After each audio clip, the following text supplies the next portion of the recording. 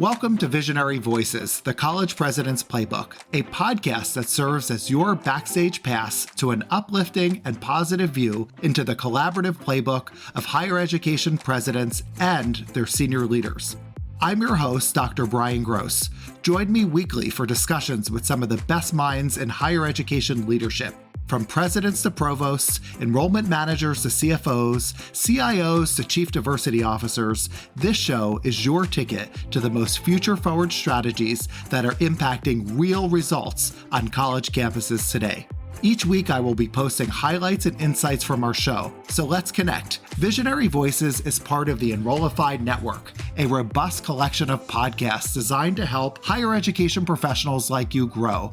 Explore our other shows at enrollify.org or check out some of my personal favorites linked in the show notes below. Enrollify is made possible by Element 451, the leading AI-powered, all-in-one student engagement platform, helping institutions create meaningful, personalized, and engaging interactions with students. Learn more at element451.com. All right, welcome everybody to this really exciting episode of Visionary Voices, the College President's Playbook. I have two incredible guests with me today. I have President Daniel Corr from Arizona Western College and Provost Reetika Dhawan, also from Arizona Western, and they're doing some really amazing things, and I can't wait for you to hear about it. So let's dive in. President Corr, Arizona Western College serves a really unique and diverse region. Can you just give us a really brief overview of AWC and its role in the Yuma community and beyond? Yeah, absolutely. So we do serve a very large geographic region, and we are a border community, right? We sit on the Mexican border and right across the Colorado River from California. We have about 12,000 students, and about 3/4 of them are Hispanic. A majority of our students, 55% of our students, English is not their native language. And we also have a very high percentage of first generation students. Somewhere around 2 out of every 3 of our students are first generation. All of those demographics do not define our student population. They're amazing, right? They have such grit and tenacity, where this past year we awarded the most ever credentials in the 61-year history of this institution. So a lot of great things happening in Western Arizona. It's so exciting to hear. And we're going to dive in a second into the entrepreneurial college, which I think our listeners are going to love. But I mean, I think about this idea, 12 locations, more than 170 degrees and certificates. How do you balance, such a broad range of offering while also maintaining this high quality education and the accessibility pieces? That really is the key there, right? And it is a balance. That's the exact right word, right? So we are a comprehensive community college, which means there are a lot of demands on us, whether it's stackable certificates, degrees, CTE programs, the traditional transfer. It is a balance. And it starts with a very strong administrative team. I'm super proud of my cabinet team, and then amazing faculty and staff that are committed to the mission of transforming lives that help us get the job done. Let's get into it. The entrepreneurial college, you already mentioned some of the components. So many schools talk about, non-traditional students and stackable certificates, but, the entrepreneurial college is described as the second pillar of Arizona Western College's services. Can you explain the vision behind launching this initiative and the significance that it plays at Arizona Western? Yeah, absolutely. I'd be happy to, because it really is. I was inspired by the book, The Great Upheaval, which talks about the tremendous change in higher education and the need for higher ed to adapt to this rapid change. And we decided that we weren't going to do things quite as incremental as higher ed is known for, right? That we were going to truly create a second pillar, separate hiring quals, separate curriculum council, separate salary schedule, separate tuition schedule, credit, non-credit, alternate starts. We were going to continue to deliver traditional semester-based transfer education with high quality and high rigor, but we were going to basically start with a blank piece of paper and create a second pillar to the college, one that has a profit motive, a profit possibility. And we needed a dynamic entrepreneurial leader. And that's when I turned to Reetika Dhawan and said, there is only one person that I know with your connections to business and industry and the community to lead this initiative. And we're about 2 years into it, and I can't tell you how transformational it's been, Bryan. Awesome. And Dr. Dhawan, so many of our audiences are chief academic leaders, and oftentimes in comments and feedback, our guests want to know when, especially when they hear something as entrepreneurial as this, how do you build something like this from an academic perspective, and how do you get faculty buy-in? So, can you talk a little bit about your approach from an academic perspective? So the whole buy-in is from the faculty was when we build up this whole pillar, everything was partnership-driven curriculum. So faculty developed the curriculum with the collaboration with the local employers, with the advisory board. They focused on the customized learning pathways, so they understand that industry need this fast track innovation. They need this short-term training. They need the industry relevant certification. If we want to be in this 21st century, we need to focus on accessibility of the diverse population, accessibility for underserved communities, accessible to our companies. So our faculty came together to come with this flexibility of offering these programs. They came together to say that, okay, we cannot offer 2-year path program anymore. We need to have stackable micro-credential pathway so that we can attract them, then you can finish and then come back to take further, extend your degrees. So having them be part of that high-level thinking, as Dr. Corr said, second pillar, really helped us into a bigger thinking. Great. I just want to take a step back here. We've heard so much here from you, President Corr, the great upheaval, talking about rapid change, having a bit of a profit, motive here. And then Dr. Dhawan talking about, getting the faculty to buy into this rapid change, micro-credential, stackable certificates. Can you define for our audience how you define stackable micro-credentials? Because I think it's a term that's used a lot, but a lot of our audience might not even know what that means. I'll start with a very local example. Yuma, Arizona is the sunniest place on earth. Go ahead and Google it. It's the sunniest place on earth, and it is awfully hot here in the summertime. And we had a HVAC program that was not graduating anyone, but everyone who entered the program was getting a job because we were offering a 2-year associate degree that was not valued in the field. Employers did not want someone with 2 years of training. They needed someone with a certain set of skills that was about 9 credit hours. So we then revamped our curriculum and had a short-term certificate, 9 credit hours where you could exit and go into the field. Now, then you could stack it with the next level where you might be able to work on commercial grade air conditioners. So you're stacking them, and then a third level for more complex. So it's just with various exit and entry points as folks toggle between the workforce and education, or sometimes the workforce and education. It's customizing our certificate to what employers wanted and what students wanted. Students don't want to spend 2 years in a degree program when they only need to spend 6 months, say. This is amazing. So, I mean, what a clear definition, this idea that you're aligning career-connected learning with the region's employment needs. Is that kind of a fair, high-level overview? I wish I had said it that way. You said it beautifully. Absolutely. You gave a couple examples, but can you talk to me about some of the other programs and initiatives specifically that fall within, your pillar as the entrepreneurial college? Bryan, some of the great examples are ag. We are winter lettuce capital of the world. You can Google that also, as Dr. Corr stated, And we need a skilled worker in precision ag, whether it's a technology integration, whether it's a water resource management. And Arizona Western College, partnering with University of Arizona, produce our own graduates here in Yuma, Arizona. That's one example of our great program. We have some other initiative like Renewable Energy, Industrial Assessment Center. Most of the industrial technical assessment center are run by universities.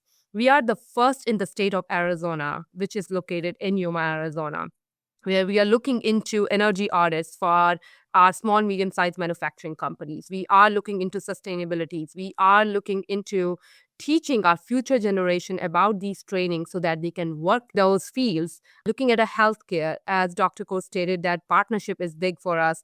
And under his leadership, we had created this partnership building 56,000 square foot building on a healthcare providers. And that training facility will be located at the hospital, but in a partnership with Arizona Western College faculty, allied health, nursing, and also university partners be located at the same area, where we will be producing master's degree prepared healthcare professional in that facility.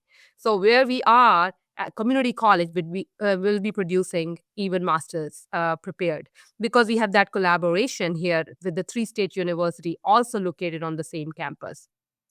We have advanced manufacturing. Under Dr. Corr leadership, we got some huge funding for accelerator. We will be doing electronics, robotic, cable manufacturing. We will have our apprenticeship program. All that hub is going to be in under this entrepreneurial college. And then having that proximity to military and defense. And we have a Yuma Proving Ground. We have Marine base here. So all those needs for their engineering, logistic, electronics, we offer those as well.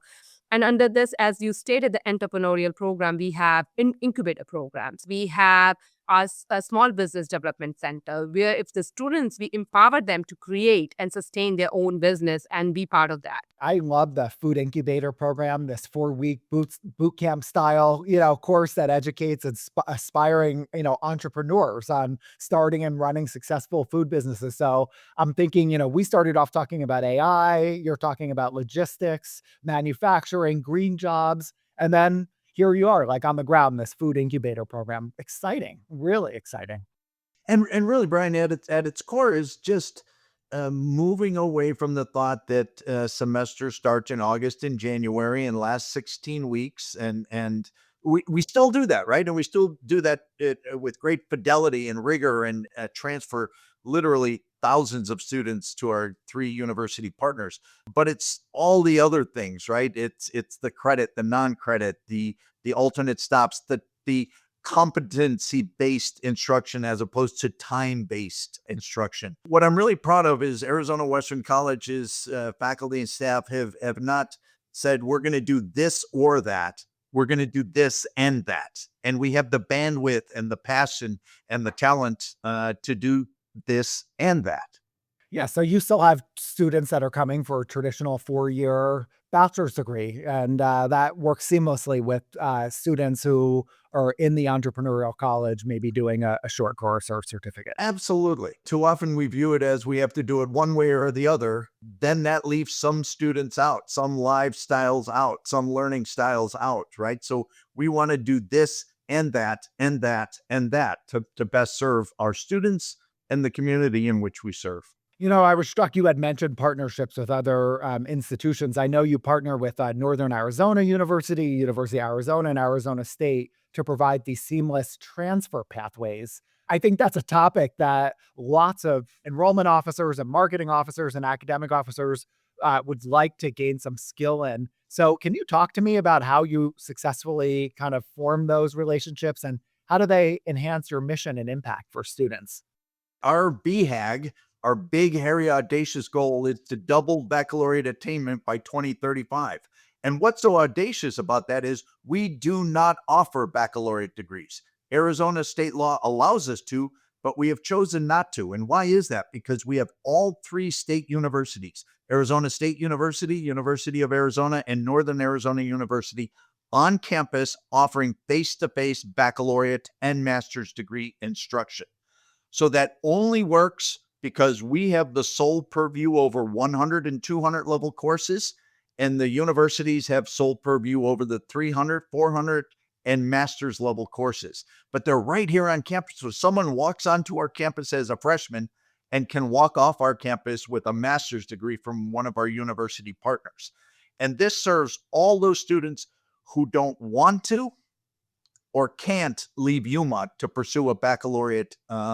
So it's really blurring the lines between the community college and our university partners. And I will tell you, we just before this podcast, I had a meeting with the Yuma Fire Marshal, who is telling us that our graduation ceremony, because it's a joint graduation with all 3 state universities, has grown too large. They want us to break it up. There's too many folks trying to get into too small of an area, and we hold it outdoors in a football stadium. So that tells you, how enormous that partnership and the success that we're had. So we're gonna have we're gonna split it up into a couple of graduations moving forward, per the fire marshal in Yuma. Yeah. Well, I mean, for our listeners out there, I mean, Arizona Western College is really walking the walk. In June 24, they were named the finalists for the Triple E Awards for America's Most Impactful University of the Year, recognizing their efforts for fostering entrepreneurship and engagement in higher education. And I guess I'm interested with this recognition. How on the ground do you actually measure the success of your programs, particularly these these stackable micro-credential programs? How is assessment done?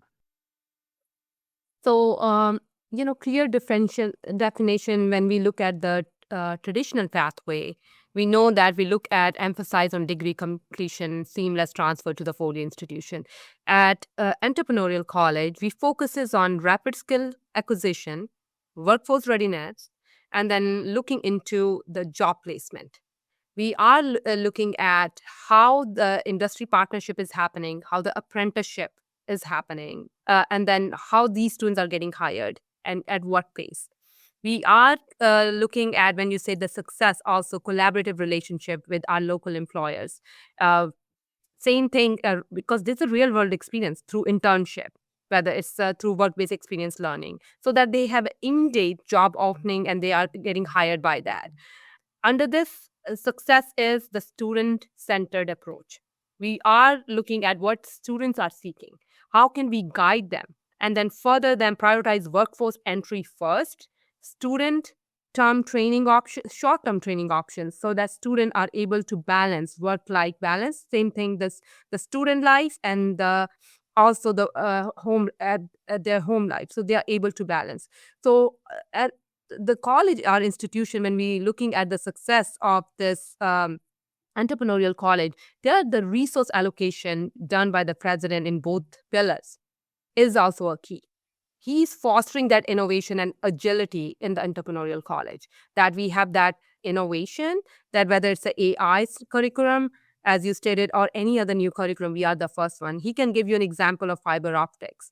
When the company came in, they wanted in a 4-week, ready to start the program. We were able to start the program in 4 weeks with everything ready to go, first in the state. How? Because of that agility piece. How? Because we have the goal and we did the resource allocation. So that's very balance needed. And then we do our annual study of looking at how much certificate we have done and then where the students are placed. So the data analysis of data collection, whether this is really emphasizing what is not needed, and looking at the gap analysis is also important for our institution. That's great. Go ahead, President Corr. I want to revisit that, starting the fiber optics program in 4 weeks. We're super proud of that. We take pride in moving at the speed of business, if you will. The governor said, hey, we've got some state funding, but here's the timeline. We've got a company coming in. They want to install fiber optics. Can you train up some folks? And we got that through our own separate, curriculum council that accelerated that through. We hired the instructor, we developed the curriculum, and 4 weeks later, we were cashing a big old check from the governor and training folks to get a job. And we're really proud of that.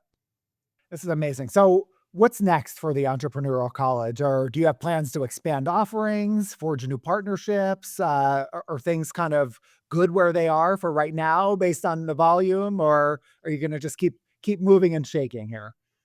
So Dr. Corr always have a vision for us. We will be, first thing is expanding program offering for sure. The college always has a plan. Dr. Corr will have for us, like on steroids, entrepreneur college, that's what he says, that's the next, what's next? Expanding certain incubator offering, looking for seed funding, increasing some mentorship program, integrated dual enrollment pathway.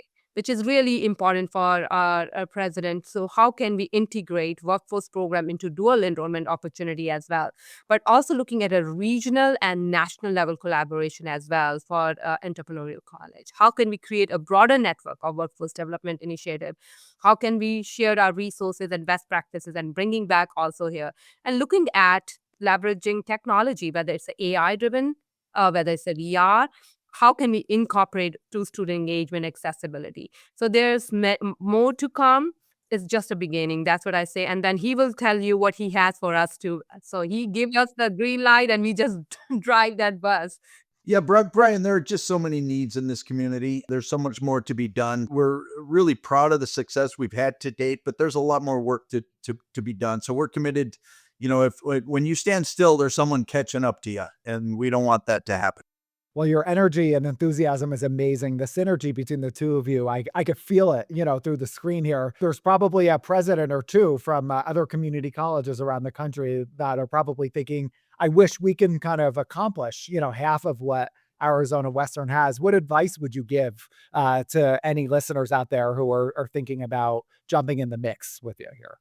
Don't be afraid to swing and miss, right? Because we're super proud of what we've accomplished. We've swung and missed a couple times. Every time you whack the piñata, candy does not fall out. We're also not afraid to take a look at some of the sacred cows of higher education and say, there's probably a better way to do things, and go ahead and do that better way. We've taken some chances and we've had a lot of success. So, it may sound trite, but go ahead and try it, right? Work with your community. What are your local community needs? And then think outside the box. Don't be confined by the traditions of higher ed. And I love your honesty. I mean, you talk in the beginning, there's a profit motive. There's this being willingness to, hit the piñata and not necessarily get the candy. But it's really clear that you care deeply for your students and your stakeholders, and that clearly is just the critical. On this podcast, we know we have a lot of young listeners who are just starting their career in higher education. And we try to provide this counter narrative to, who would ever want to be a college president or who would ever want to be a provost. So for our young listeners who aspire to be a chief academic officer like you, Dr. Dhawan, or a college president like you, Dr. Corr, advice that you would give to our audiences?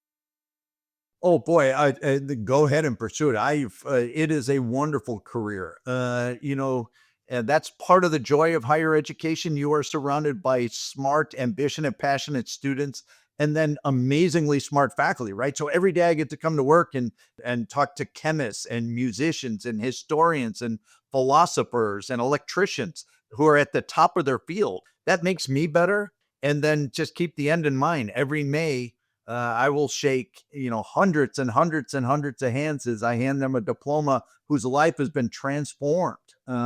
So it's a remarkable career, and I would encourage you to pursue it. I love it. Keeping the end in mind and that thinking about commencement is really huge. Dr. Dhawan, any advice for the audience out there? I will say, you always lean to your mentor. You need to have a mentor. I have, Dr. Corr is one of my mentors, and from beginning, since I started as faculty, and that helped me start small and scale strategically. And he always had help taking those pilot program ideas to him and letting me do that you need that, like cheerleader for you. So always find that one mentor who is ready to take a chance on you and be ready to adapt to change. Be prepared to pivot in response to any shift in economy, whether it's a technology or workforce need, anything. Be responsive and flexible. Because if we have those things, that's what the industry want to see. We don't want to tell them, I'm not ready for this right now. Maybe 5 years later or 2 years later or 1 year later. So be ready, be very flexible. And then I think that really helps what we are trying to achieve.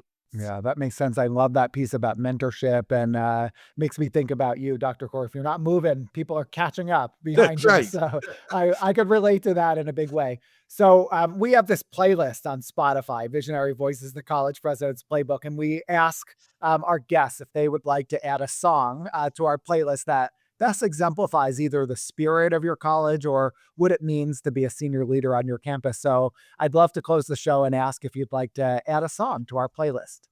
Bryan, I got to tell you, this is the best question ever. I absolutely love this. And I would very much like to add a song, and it's Vacation by the Dirty Heads. Oh, I love it. And it speaks to never working, at always being on vacation because they love their occupation. And I love being a college president, and I feel like I'm on vacation every day. I love it. I absolutely love it. And yeah, I can't wait to add it to the list and listen to that. Dr. Dhawan, would you like to add a song as well? Yeah, Eye of the Tiger by The Survivor. Perfect. I was telling Dr. Corr, I was like, that, relentless drive, resilience, determination to overcome challenge and achieve something great. That is that song. I grew up with that Eye of the Tiger. It was so famous back in India, right? We listened to that, so I was like, that's the song I always come to my brain. Like, well, I balance my love and passion for Rocky Balboa, but I do think of Rocky 3 and Clubber Lang, and that fighting spirit, and so I like to always think of myself as Clubber Lang too. I want what you got, so this has been a really, really terrific episode, and I know that our audience is going to really appreciate your perspective. Arizona Western College, the Entrepreneurial College, President Daniel Corr, Provost Reetika, Dhawan, thank you so much for being on the show today. I really appreciate your time. Well, thanks for having us. This has been fun. Visionary Voices, the College President's Playbook, is part of the Enrollify Podcast Network. If you like this podcast, chances are you'll like other Enrollify shows too. Our podcast network is growing by the month, and we've got a plethora of marketing, enrollment, and higher ed technology shows that are jam-packed with stories, ideas, and frameworks, all designed to empower you to be a better higher ed professional. Our shows help higher ed marketers and admission professionals find their next big ideas and feature a huge selection of the industry's best. As your hosts, learn from Artis Cadu, Jamie Hunt, Allison Tercio, and so many more of your favorite leaders in higher ed. Enrollify is made possible by Element 451, the leading AI-powered, all-in-one student engagement platform, helping institutions create meaningful, personalized, and engaging interactions with students. Learn more at element451.com.